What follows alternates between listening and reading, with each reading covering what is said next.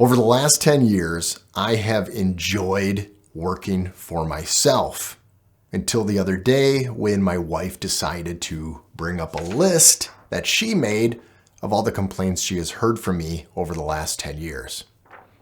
Here's 10 of them.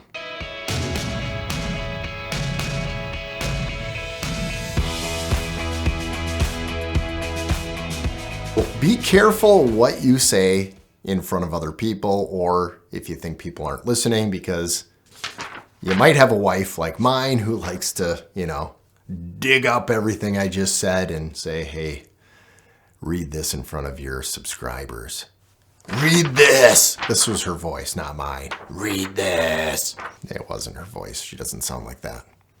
She sounds like this. I'm sleeping down here tonight. So if you're like me and you work for yourself, well, these are things that you can probably relate to. And if you don't work for yourself, but you're thinking of working for yourself, hold off.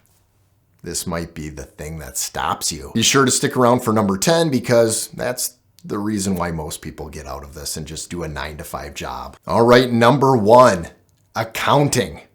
It's like the most tedious, boring thing ever. Unless your business is accounting, then you obviously love accounting, but it's not for me. I hate accounting. You have to collect receipts for write-offs. Everything's a write-off. You drive here, that's a write-off. You buy this for your business, that's a write-off. You have to keep track of all those receipts, which I use QuickBooks. I scan it in, and that's the best way I can do it and keep track of it.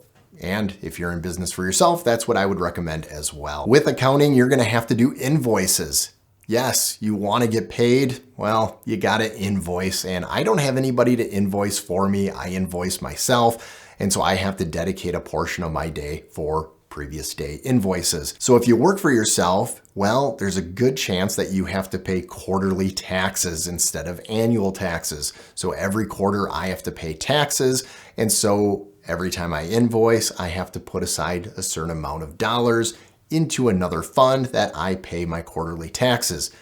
It looks like an awesome fund of a piggy bank growing up, but yet it's something I can't touch because Uncle Sam gets it and not me. Number 2, no pension or retirement match. That's right. There's nobody matching my retirement. I have to put in 100% of my own money and hope that it grows. I'm maxing out my Roth IRA and I'm putting extra into my mutual funds. I have to invest in myself because who will? A lot of people don't realize that your employer actually pays half of your Social Security. So your Social Security is a full of 16% that comes out of your check, goes into Social Security. So then when you collect Social Security at a special age of whatever that will be, because honestly, it may not be around when we are. A lot of people don't realize that half of your Social Security is actually covered by your employer. It's 16%, so 8% is paid by you into Social Security and 8% is paid by your employer. But when you work for yourself, that's right, you have to pay the other 8%. So that's a full 16% more coming out of your taxes to pay Social Security. You have to be deliberate when you're investing in yourself because you don't have an employer that's doing that for you. Which goes into the next one, number 3, no company insurance. You do not get insurance from a company that is partially paid and leaves you with a smaller amount with a decent plan. You have to go into what is called the marketplace or other private insurance, which is not cheap and very expensive. So when you get sick, well, you're paying for it. There's no disability insurance. So if you want disability insurance, you have to pay extra. I'm disabled. I'm just sitting around watching soap operas. Do they have those?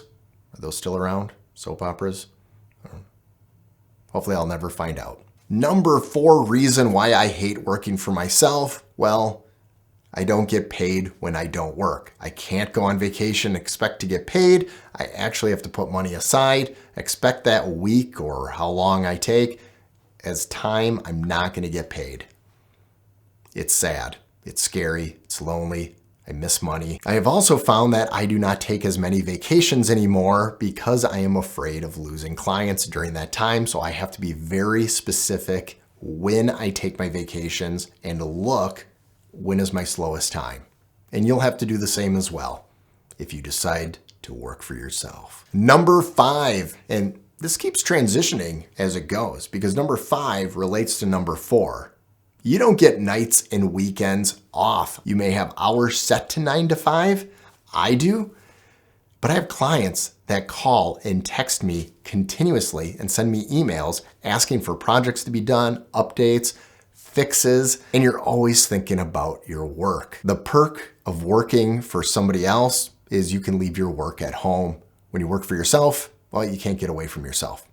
You're working all the time. Number 6, office at home.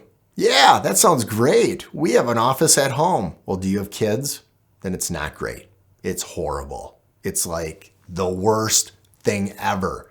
I have an 11-year-old, love her to pieces. I have an almost 9-year-old, love her to pieces. I have an almost 7-year-old, love him to pieces. But when my clients call and I'm trying to talk to them and I hear screaming about Minecraft,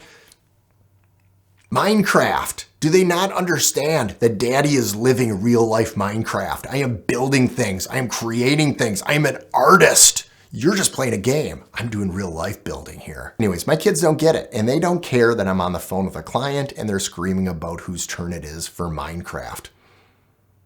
What is Minecraft? Number 7, your income fluctuates. Yes, it does. I'm sorry. It fluctuates just like your wife's period. It's horrible. Oh crap, should I have said that? Oh well. You might have months where it is an awesome feast. You are doing so well, you're thinking, oh my gosh, this is the best thing ever. I should have done this a long time ago. And then there's gonna be months that you are on your hands and knees praying to God, please give me a job, please give me a job, because you will not know where your next check comes from. You will have those times, and I will tell you, they're freaking scary. Watch out. That's a big reason to not go into business for yourself. It will scare the crap out of you. So my advice to anybody working for themselves who has feast and famine and it's not constant, those feast months, put some money aside so you have an emergency fund just in case you come into those famine months. Best story that illustrates this is the 3 little pigs. You want to be the pig of straw. Nah, I'm just joking. Who wants to be the pig of straw? Brick. Build that brick, don't have any fun, and your brothers will get eaten. But you will be fine, it'll be good. So just put some money aside. Number 8, and yes, it's another money thing, not getting paid. That's right. There are chances, good chances, that you are gonna put a lot of work into something, you're gonna work for somebody, you're gonna do everything you're supposed to do, and then they're gonna ghost you. You're not going to get paid. It doesn't happen all the time with me. It's not that often. I try to safeguard that in different ways, but it does. And that's something that does suck about working for yourself. You may not get paid for a job that you did. I sell real estate on the side and I work with a few buyers each year. And last year was a hard year to work with buyers. I would spend hours and hours showing houses. And then after interest rates have gone up, they decided, well, you know what, Jared? We're good with our house. We're not going to sell it and buy a new one. And then you realized you just spent weeks with somebody and you never got paid. For those that are working with real estate agents and you are looking for a house, love them, respect them, because if you don't buy anything, it's not your fault. It's just what you decide. But just know that they are doing it and not making any money at all until there is a sale. Number 9, the stress of success. What does that mean? What is the stress of success? Well, when you work for yourself, it is feast or famine, like we talked about. There is a stress of succeeding because if you don't succeed, the alternative is you got to go find a 9-to-5 job again. You got to work for somebody. It's December 2016. I have a 5-year-old, a 2-year-old, and not quite a 1-year-old. And I decided to quit my job to go fully into business for myself. And at the same time, my wife decided she's going to quit her job as a nurse at her local hospital and be a full-time stay-at-home mom. That is a lot of stress and pressure on one person. I started the business 4 years ago, worked my way up to a full-time status, quit my job, but my wife quit her job at the exact same time. There goes our insurance. There goes my insurance on my end. 3 young kids. What do you do? That January and February, I spent hours in a basement that was unfinished from the 1930s with cobwebs and silverfish and spiders and every creepy crawly that you could see going past me, making goals and going after clients left and right. The pressure that is on a person, whether you're a man or a woman, it is a lot of pressure, especially if someone else is relying on you. Your kids are relying on you. Your wife is relying on you. My 2 dogs are relying on me. They need their bones. I would love to say that that pressure has gone away and I've never experienced that kind of pressure again and it's been awesome. No. Every year that pressure comes back at specific times, especially in the real estate world when you are marketing real estate with photography and video. Every business will have slow months. And you have to remember that because you will come back to that moment when you first got into business and freaked out and realized this happens. You have to calm down, reassess, get back in the game. Before we get into number 10 and the final reason why I hate working for myself, well, you're probably thinking, Jared, is there any reason why I would want to work for myself? Well, yep. Yes, honey. She has 10 reasons why I love my job. And we'll hit that another time. It's awesome. Number 10, which is honestly the number 1 reason why I hate working for myself, is because I hate working for myself. I'm like the worst boss ever. I hate working for me. And there's a good chance you're going to hate working for you, especially if those other reasons are part of it. And that is going to be not working weekends, not making money, having the stress. You're going to put that pressure on you. I drive myself nuts. I can't get away from myself. I can't go on vacation from the boss. The boss is with me. The boss is always telling me what to do. The boss says, don't relax. There's constant work. And I haven't mastered that. After 10 years of working for myself, I haven't mastered a way of separating the work from pleasure and being with my family and enjoying it fully. The biggest thing I miss personally when I worked for somebody was that I could leave my work at home. I could have my nights and my weekends. I could have the stress-freeness of insurance, of pensions, of, any kind of retirement. But now this boss says I have to work harder because I have to provide for those things. And I constantly can't get away from him. He is annoying. He's obnoxious. So sometimes I just have to shut up and not listen to him when I'm in the office with him.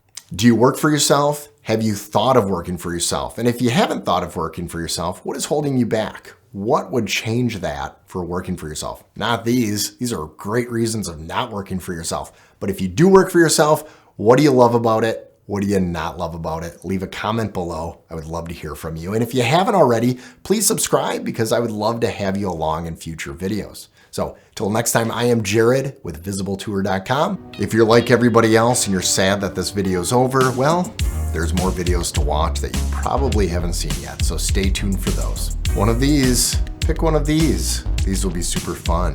You'll love them.